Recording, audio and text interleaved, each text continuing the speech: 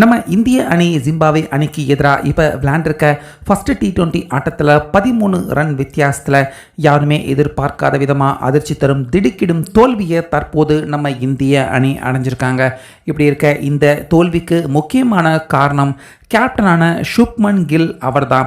அவர் மட்டும் என்னுடைய பேச்சை கொஞ்சம் கேட்டிருந்தார்னா நிச்சயமாக இந்த ஆட்டத்தில் இந்திய அணி தோல்வி அடைய வேண்டிய நிலைமை ஏற்பட்டிருக்காது அப்படின்னு நம்ம சிஎஸ்கே அணியின் கேப்டனான ருத்ராஜ் கைக்வாத் பார்த்தீங்கன்னா தோல்விக்கான காரணமாக நேரடியாக கில் அவர்தான் அப்படின்னு சுட்டிக்காட்டி கோபமாகவும் ஒரு பேட்டி ஒன்று தற்போது நம்ம சிஎஸ்கே கேப்டன் ருத்ராஜ் பார்த்தீங்கன்னா அவர் தந்திருக்காரு.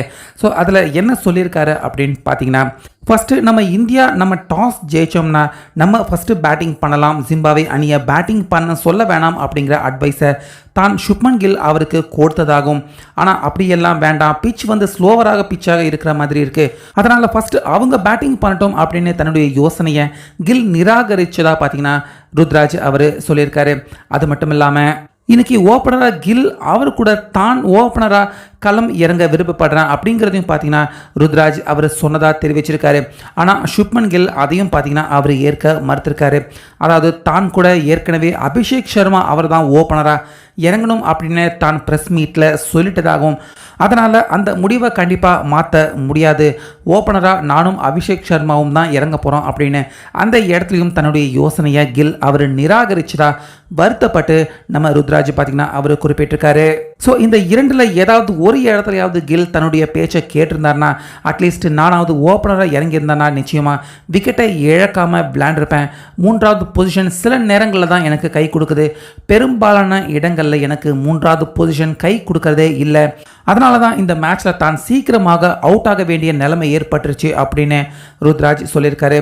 அதே போல் ஓப்பனராக இறங்கியிருந்தால் கண்டிப்பாக அட்லீஸ்ட் இன்னும் ஒரு 13 ரன் தான் தேவைப்பட்டிருக்கு, அந்த ரன்னை நிச்சயமாக தான் கூடுதலாக எடுத்த இந்திய அணியை வெற்றியின் பாதைக்கு வழி நடத்தியிருக்க முடியும்.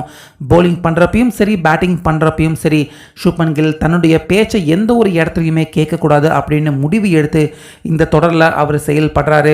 ஸோ இப்படியே போச்சுன்னா கண்டிப்பாக ஜிம்பாப்வே அவங்க பேட்டிங் பெருசாக இல்லை அப்படின்னா கூட நல்ல போலிங் லைன் வச்சுருக்காங்க, ஃபீல்டிங்கும் நல்லா பண்ணுறாங்க, இந்த தொடர் இந்தியா இழக்க வேண்டிய நிலைமை ஏற்படுமோ அப்படிங்கிற அச்சம் தனக்குள்ள தற்போது கில் அவருடைய மோசமான கேப்டன்சின் மூலிமா தனக்கு ஏற்பட்டிருக்கிறதா இந்த பேட்டியை நம்ம சிஎஸ்கே கேப்டன் ருத்ராஜ் பார்த்தீங்கன்னா கில் அவருக்கு எதிராகவே இந்த தொடர் எப்படியாவது இந்தியா ஜெயிக்கணும்னா சுப்மன் கில் அவருடைய ஆட்டிடியூட்டை மாற்றிக்கணும் அப்படிங்கிற மாதிரி பரபரப்பாக இப்போ பேசியிருக்காரு.